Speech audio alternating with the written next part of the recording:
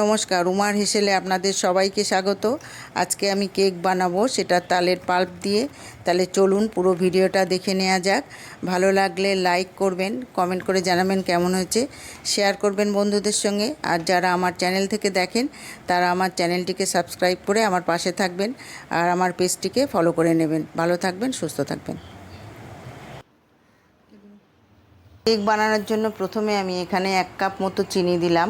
স্বাদ অনুযায়ী চিনি দিতে হবে, যে যেমন মিষ্টি খান। আর দিলাম 1/2 কাপ সাদা তেল। এখানে বাটার দিলেও ভালো হয় খেতে, আমি সাদা তেল দিলাম। আর আমি এখানে 2টো ডিম দেব। কেক যেমন বানাবেন সেই পরিমাণে উপকরণগুলো দিতে হবে।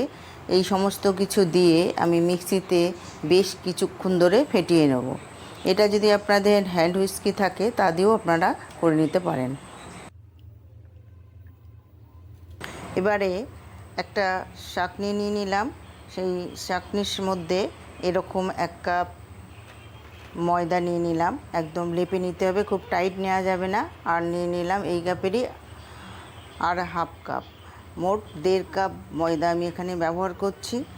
এখানে দিয়ে দিচ্ছি 1 চামচ বেকিং পাউডার, আর দেব সামান্য পরিমাণে বেকিং সোডা। সবসময় মনে রাখতে হবে বেকিং পাউডারটা কিন্তু একটু বেশি দিতে হবে, বেকিং সোডাটা কম দিতে হবে। তো আর দিলাম স্বাদ অনুযায়ী সামান্য পরিমাণে লবণ। এখানে লবণটা ব্যবহার করা না করা আপনাদের ব্যাপার, যারা ব্যবহার করতে না চান করবেন না।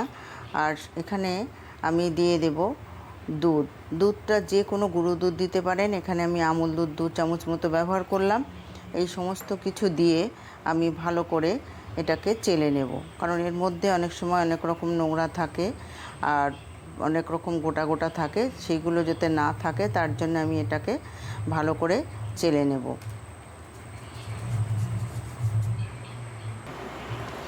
সমস্ত উপকরণগুলো ভালো করে চেলে নিয়েছি। এবার আরেকটা কাচের বোল নিলাম।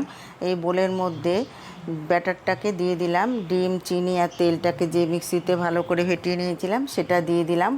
বেশ কিছুক্ষণ ধরে আমি ফেটিয়ে নিয়েছি। এবার এটা এর মধ্যে দিয়ে দিলাম। দিয়ে এবার যে আমি চেলে রেখেছি ময়দাটা, সেই ময়দাটা মিশ্রণটাকে আমি ভালো করে এর মধ্যে দিয়ে ফেটিয়ে নেব। অল্প অল্প করে দিতে হবে, একবারে দেব না। অল্প অল্প করে এরকম 1 চামচ 2 চামচ করে দিয়ে ভালো করে ফেটিয়ে নেব। এই ব্যাটারটা ফেটানো যত ভালো হবে তত কেকটা স্পঞ্জি হবে, খেতেও টেস্টি হবে। তো এইভাবে ভালো করে বেশ কিছুক্ষণ ধরে আমি বিট করে নিলাম। যদি আপনাদের কাছে হ্যান্ড বিটার থাকে তাহলে বিটার দিয়ে বিট করলে কিন্তু আরও ভালো হবে। এতে বেশ কষ্ট হয় এবং অনেকক্ষণ ধরেই করতে হয়। তো এইভাবে বেশ কিছুক্ষণ ধরে আমি বিট করে নিলাম। নিয়ে এবার আমি আজকে যে কেকটা বানাবো সেটা হচ্ছে তালের পাল্প দিয়ে কেক বানাবো। তো তালের পাল্পটা আমি আগেই বের করে রেখেছিলাম, সেটা আমি এখানে গলা বাটি মতো দিলাম। আমার এই বাটির 1 বাটিও না, গলা বাটি মতো দিয়ে এবার এটাকে দিয়ে এর সঙ্গে ভালো করে মিশিয়ে নিয়ে আমি অনেকক্ষণ ধরে এটাকে বিট করে নেব। যত ব্যাটারটা বিট করা ভালো হবে তত কিন্তু, বারবার একই কথা বলছি, কেকটা কিন্তু স্পঞ্জি হবে। তো এইভাবে বেশ কিছুক্ষণ ধরে একদিকে করতে হবে, এটাকে এইভাবেই ঘুরিয়ে ঘুরিয়ে করতে হবে। ব্যাটারটা এরকম হয়েছে। আরও যে আমার এখনও পর্যন্ত যে ময়দাটা আছে সেটাকে আমি আরও কিছু দিয়ে অল্প অল্প করে দিয়ে ভালো করে বিট করে নেব। হ্যান্ড হুইস্কি দিয়ে আমি বেশ কিছুক্ষণ ফেটিয়ে নিলাম। এবার এর মধ্যে আমি 1 চামচ মতো ভ্যানিলা এসেন্স দিলাম। আপনারা যে কোনো এসেন্স আপনাদের পছন্দ মতো ব্যবহার করতে পারেন। তো এইবার এই ভ্যানিলা এসেন্স দিয়ে এবার আরও বেশ কিছুক্ষণ এইভাবে আমি মিক্স করে নেব। যতটা ভালো করে ব্যাটারটা ফেটানো যাবে ততই কিন্তু কেকটা স্পঞ্জি হবে, খেতে টেস্টি হবে। তো এরকম হয়েছে আমার ব্যাটারটা। ব্যাটারটাকে আরও কিছুক্ষণ আমি ফেটিয়ে নিলাম। এইভাবে ব্যাটারটাকে যত বেশি ফেটানো হবে তত কিন্তু কেকটা ভালো হবে। কেকটার কনসিস্টেন্সিটা ঠিক এরকম হবে, খুব বেশি ব্যাটারটা মোটাও হবে না, আবার খুব বেশি পাতলাও হবে না। বেশি পাতলা হয়ে গেলেও কিন্তু কেকটা ভালো হবে না। এবার আমি একটা কেক প্যান নিয়ে নিলাম। আপনাদের কাছে না থাকলে আপনাদের বাড়িতে ব্যবহার করা যে কোনো বাটি বা সসপ্যানে আপনারা করতে পারেন। আর এখানে আমি একটু বাটার পেপার দিয়ে দিলাম। আপনাদের কাছে বাটার পেপার না থাকলে, খাতা বাড়িতে থাকলে তার একটা পেজ নিয়েও আপনারা এইভাবে দিয়ে করতে পারেন। আর আমি এর মধ্যে একটু সাদা তেল দিয়ে সমস্ত বাটার পেপারটা আর কেক প্যানের গাটাকে ভালো করে মাখিয়ে নিলাম। এইভাবে মাখিয়ে নিতে হবে। রেডি করে রাখা ব্যাটারটা এবার আমি এর মধ্যে ঢেলে দিচ্ছি। এরকমভাবে কিন্তু বাড়িতে যে কোনো সময় কেক বানিয়ে বাচ্চাদের দিতে পারেন। কেক বানানো খুব একটা কঠিন ব্যাপার না। সমস্ত টিপসগুলো ফলো করে যদি কেক বানানো যায় তাহলে কিন্তু কেক বাড়িতে আপনারা সহজেই বানাতে পারবেন এবং বাচ্চাদের যে কোনো সময় করে দিতে পারেন।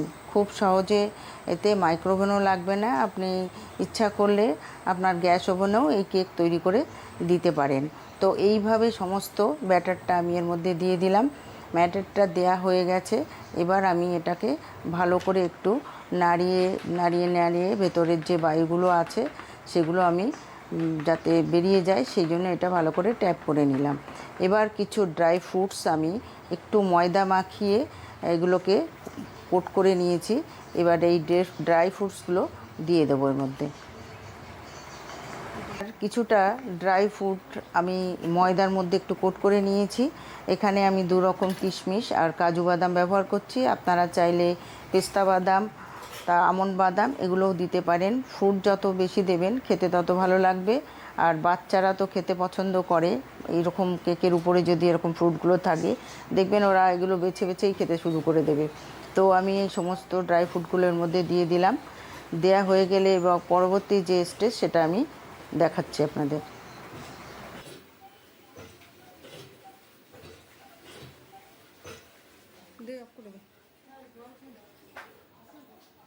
আমি মাইক্রোওভেনে করছি না, গ্যাস ওভেনে এই প্রেসার কুকারটাকে আমি 10 মিনিট মতো হাই হিটে গরম করে নিয়েছি।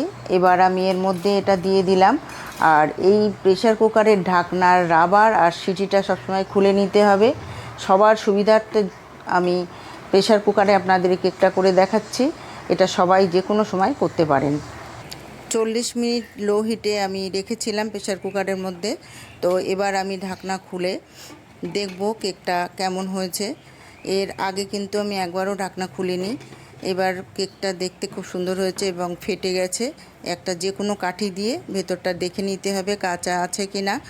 তো আমি দেখলাম আমার একদম রেডি হয়ে গেছে।